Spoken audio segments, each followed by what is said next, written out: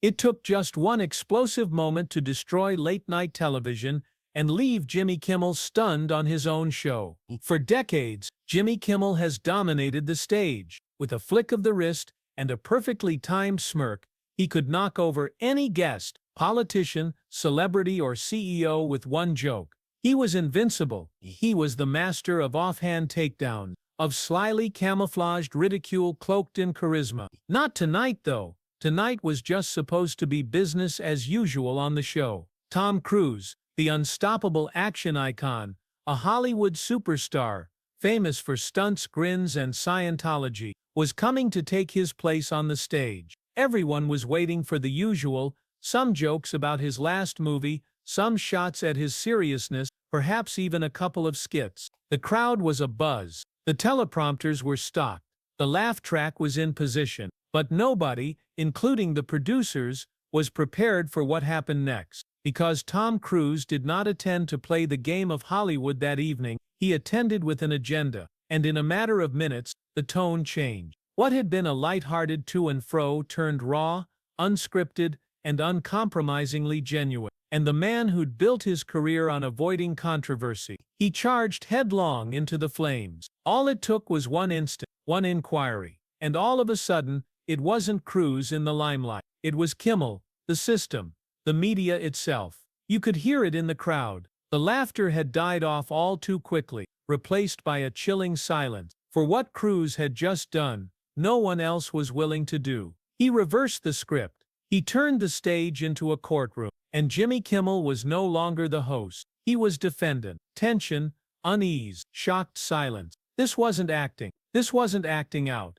This wasn't fun. This was confrontation. This was reality. And for once, it wasn't screened through punchlines. Tom's tone didn't escalate. He didn't scream. But each word punched more powerfully than the last. It was the sort of moment that stops time in a television studio, where each individual watching in the audience, or working behind the camera, is aware that something true is unfolding, and nothing will be the same once it is over. You could see it in Kimmel's expression. The natural smile broke. The banter broke. This was not the dynamic he was accustomed to. This was not the guest he could manipulate. Tom Cruise had commandeered, and the audience was well aware of it. This was more than a celebrity moment. It was a revolt, a deviation from the norm, a reminder that even the most dazzling stages can't always keep the darkness hidden behind them. Stay tuned, because what Tom Cruise just said may change the way you view celebrity interviews and media manipulation forever. The studio crackled with electricity. Each seat filled, each camera trained, each line expertly timed. Neon lights illuminated the room with blues and gold, a warm-up for another late-night extravaganza. The applause light flashed, and with clockwork precision, the crowd erupted. Jimmy Kimmel was at center stage, reveling in it all, veteran host in his comfort zone, the master of the moment. He threw some jokes at the audience, smiling as the laughter bounced off the walls. Another night, or so it appeared. Then Tom Cruise emerged. He strode out with the same sure-footed step that millions of people had witnessed on red carpets and movie sets. The smile was there, courteous, practiced, camera-ready. The clapping swelled, but something was different in him. He wasn't radiating the easy affability of a press junket. His eyes were fixed, laser-like. His gestures, smooth as always, possessed a quiet intensity. The fellow who jumped out of plane, climbed the highest skyscraper, and played 100 characters. Tonight,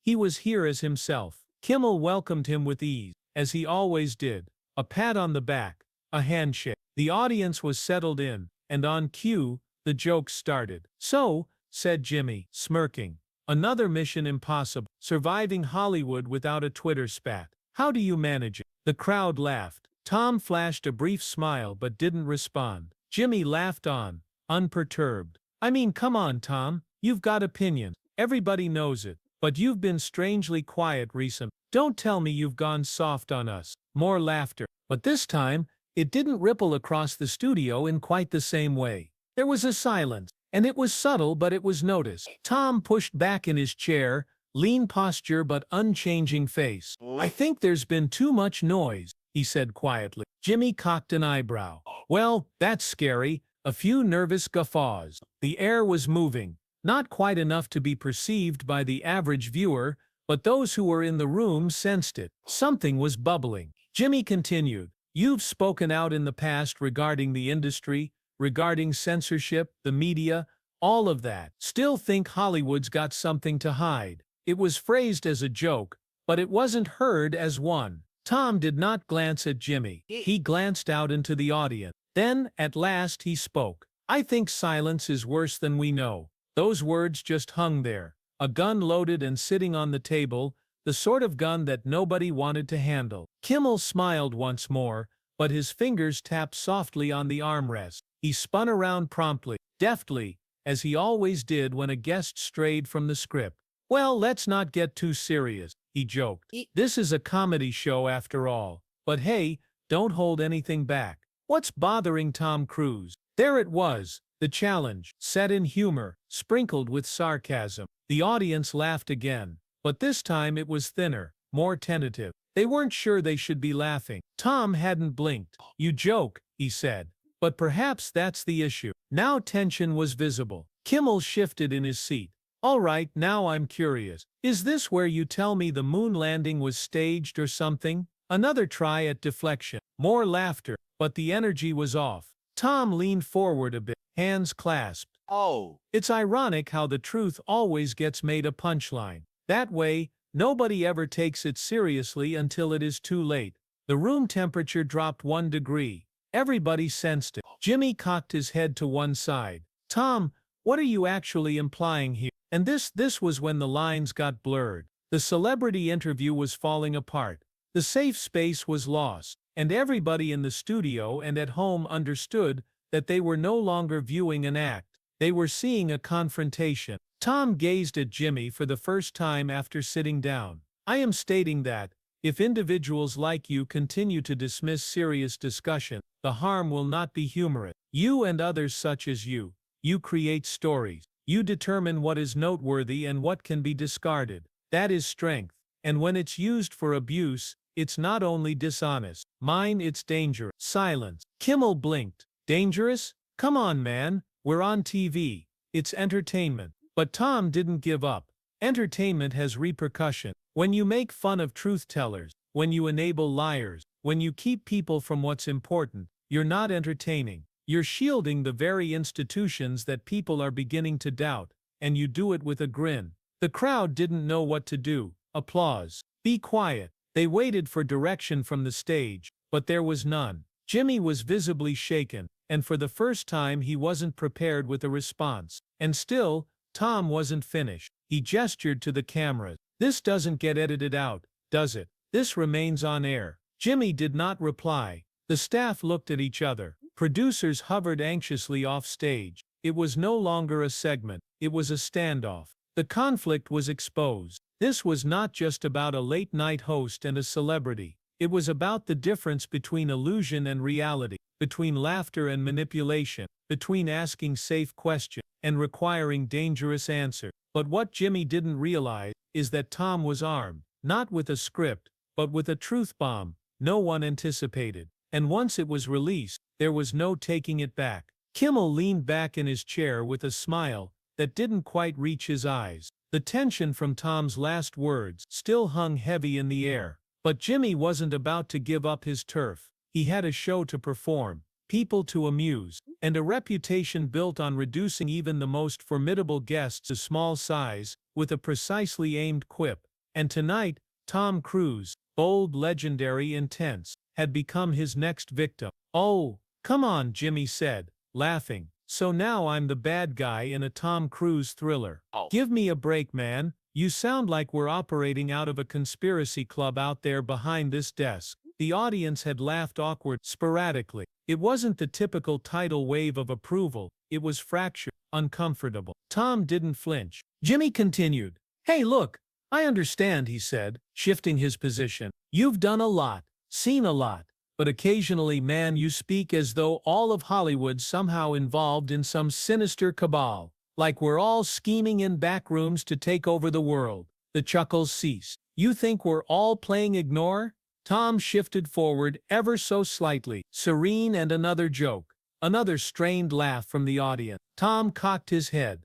That isn't what I said. Jimmy's eyebrows went up. No, but you're suggesting it, aren't you? That everybody in here is on the take or in bed with them. Tom's eyes tightened a little. Not everybody, he said, but enough. That hit like a sledge. Jimmy's smile stuttered again. Come on, Tom, he said, trying to get to humor. You're paranoid, or better yet, crazy. I mean, this is a talk show, not a trial. The audience laughed harder this time, not because it was actually funny, but because it was safer. It allowed them to give themselves permission to turn away from the awkwardness growing in the room. But Tom didn't blink. I've performed risky stunts for 30 years, he claimed. Jumping off planes, hanging off skyscrapers. But the most risky thing I've ever done is tell the truth in an environment where truth is a joke. The chuckles ceased. I'm not crazy, he went on. I know there's a difference. Kimmel attempted to rebut. Okay, fine. Then let's have it. What precisely is this truth, which you believe we're all denying? Tom leaned forward a bit, serene and intent. You desire truth, he stated. Discuss the double standards that no one here ever speaks of. Let's discuss actors who receive awards for covering for predators. Let's discuss the agent, the executives, the producers who are aware of what's going on, and keep silent, because it keeps the machine in motion. A pause of silence. Tom continues. Let's discuss how this business speaks of justice in acceptance speeches at award ceremonies, and then turns around and silences the voices of individuals who are actually screaming for assistance. Let's discuss the smile for the camera culture, the keep it light vibe, the staged laughter. Now the audience wasn't laughing. They were observing, actually observing. Jimmy attempted to break in. So what? You don't think you could find one person in Hollywood who isn't a hypocrite? Tom shook his head. No, but I think too many of them are, and the rest are too scared to say so out loud. The words were straightforward, but they had weight. They weren't spoken in anger or drama, but with simple surety, and that made them hit all the harder. Kimmel glanced at the producers in the wings, an eye roll, the sort that said, still rolling. He turned back to Tom. All right, he said. But what about you? You've been in this industry for decades. You didn't speak up then. Why now? Tom didn't hesitate, because the silence got too loud. A chill swept through the room. It was the kind of line that could only come from someone who had reached the top and realized the view wasn't what he thought it would be. He went on. I've watched people with real stories get ignored. I've seen talented voices get erased because their truths didn't fit the story. And I've seen people on shows like this, smiling, charming, avoiding responsibility, acting like they don't. I know, acting like they can't see. The studio was a dead silence now. Even the crew had frozen. Jimmy swallowed hard. Do you think we're all acting? Tom stared at him dead in the eye. I think you all know more than you're saying. And acting not known is the same as lying. The audience shifted uncomfortably in their seats. No laughter, no applause, just tension. Tom leaned back, his face steady. This industry loves to pretend, but when it comes to truth, actual truth, everybody hides. He gazed out into the crowd. So I'm not here to sell a movie. I'm not here to sell anything. I'm here to ask a question. He paused. If the truth embarrasses, is it actually the truth's fault or your own shame trying to hide? That sentence was a match to a room full of gas. Somewhere deep in the silence, someone applauded, then someone else. Then it stopped again. Uncertain whether this was safe, uncertain whether this was legal. Jimmy said nothing. He looked at Tom, shell-shocked, attempting to reboot. But the play had changed. The dynamics of power had shifted. This was no longer his turf. And Tom, oh, he had only begun. Tom Cruise did not blink. He did not yell. He didn't have to. He just moved forward, his gaze fixed on Jimmy Kimmel, slicing through the flashing lights, the plastic smiles, and the scripted laughter like a blade cutting through tissue paper. The audience sensed it. Something authentic was going to pierce the surface. If you care so much about disinformation, Tom spoke deliberately, each word crafted, measured. Then tell me this. He hesitated. The room leaned forward. Why did your network suppress the stories that counted most? The air snapped. Jimmy stilled, lips parted slightly, his eyes darting to the audience, then to the crew. The cameras were still live, but Tom wasn't done. He held his gaze steady, unblinking. Where were your jokes when actual victims needed a voice? He demanded. Where was the sarcasm during the silencing of whistleblowers? Where was your platform when the truth wasn't trending? Absolute silence in the studio. No coughs, no chuckles, no witty retorts. Nothing. Just the unfiltered sound of reality breaking through entertainment. Jimmy's mouth had opened, but no words had followed. He closed it once more, his trusty toolbox, the humor, the diversion, the charm having been taken away from him. Tom went on, his tone lower now, but more powerful, more resolute. I've watched your reporters destroy good men, with half-truths and sound bites. I've seen this desk used as a weapon masquerading as comedy. All the while true corruption went unaddressed. The studio lights now too harsh, the stage now too narrow, the moment too large, and then like water bursting through a crevice in a dam, it exploded. One clap from way down on the left side of the house, then another, then several more. Not earth-shaking applause, not yet, but a ripple, cautious, hesitant, but spreading. Jimmy fidgeted uncomfortably in his seat, his own largeness suddenly diminished under the burden of his own silence. This isn't political. Tom continued to stare at him. This is about principle. It's about a media machine that dismisses the truth, because it's easier to pretend than to deal with what's real. Another silence. Then he threw in, softer now. You don't have to believe me, but ask yourself this. If the ones with the largest microphones never employ them to speak for those without one, what's the purpose of all of this? A hush. Then the clapping erupted, not from everyone, but from many. It was ragged, uncertain, but it was real. Jimmy glanced out across the audience. He wasn't accustomed to this, to being challenged, to being questioned. He was accustomed to winning, to dictating the pace, to having the last laugh. But the joke was lost now, along with the illusion. Tom's voice shook a little, not from fear but from something deeper, conviction. This is no longer entertainment, he said. This is distraction. And along the way, we lost the distinction. It wasn't about a broadcast tonight. It wasn't about a movie star and a late-night host exchanging insults. It was something more. Truth, accountability, the price of silence. The audience wasn't laughing anymore. They were pondering. Some sat with arms folded, guarded, uncertain. Others leaned in, taking in every word, and a few stood up. Not many, but some. Jimmy Kimmel dipped his head, his grin erased. No jokes, no bailout from the teleprompter. No cue cards in the studio could salvage what had just transpired. This was not a bad segment. This was a mirror. And for the first time, it was not pointed at the guest. It was pointed at the host, and the media, and the home audience. Tom Cruise squared his mic, sat back slowly, and gazed out across the room. Not as an actor, not as a star, but as a man who no longer cared to pretend. The studio hung there for a beat longer than normal. That uncomfortable, unfamiliar stillness no producer desires in live TV. But this wasn't a technical glitch. This wasn't a forgotten cue, or a stumbled line. This was something far more unnerving. Truth had stepped into the room, and everyone was unsure of how to handle it. Jimmy Kimmel looked across the room toward the control booth, a flick of nervousness behind his typically confident smile. The bit had blown way out of jokes and punchlines. The dynamic had shifted, not through yelling or display, but through truth. Harsh, unflinching truth. The producers made the decision. The segment ended prematurely. No snappy closing banter.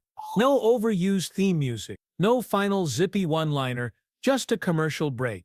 And when they came back, Tom Cruise was nowhere to be found. Escorted quietly off stage. No farewell, no encore. But his words remained. They hung in the air like smoke from a fire that had burned hotter than anyone anticipated. Backstage, some of the crew whispered. Others simply gazed at the monitors, replaying what had occurred. It wasn't that Tom had spoken what he spoke. It was the way that he spoke it. Quiet, calm, as though this truth had resided within him for years, waiting patiently for a moment brave enough to support its burden. He hadn't arrived to sell a movie. He hadn't arrived to amuse. He arrived to confront, to lift the curtain on an industry based on distraction, where comedy too frequently obliterates responsibility and silence is purchased with complacency. His tirade wasn't ego. It was not a meltdown. It was a reckoning. Silencing questions doesn't remove the truth. He'd said it only postpones the reckoning. In that moment, the actor the world once knew as doing the impossible stunts and breathtaking blockbuster became something more. A whistleblower of the world of entertainment, a man no longer acting a role but being a responsibility. The backlash was quick. Clips of the exchange were trending on social media before even the end of the broadcast. The comments flowed in, some shocked, some angry, and many amazed. Hashtags trended. Guessers guessed. Late-night circles were whispering, was this the demise of Tom Cruise in Hollywood, or the start of something even greater? Kimmel said nothing about it the following night. Not a word. No ask back. No explanation. Just the normal monologue. The cliched jokes. The studio audience laughter. But all sounding that little bit more empty, because the audience had witnessed something real, something unplanned, and it did not leave their heads quickly. In the days afterward, a few gutsy voices within the industry piped up.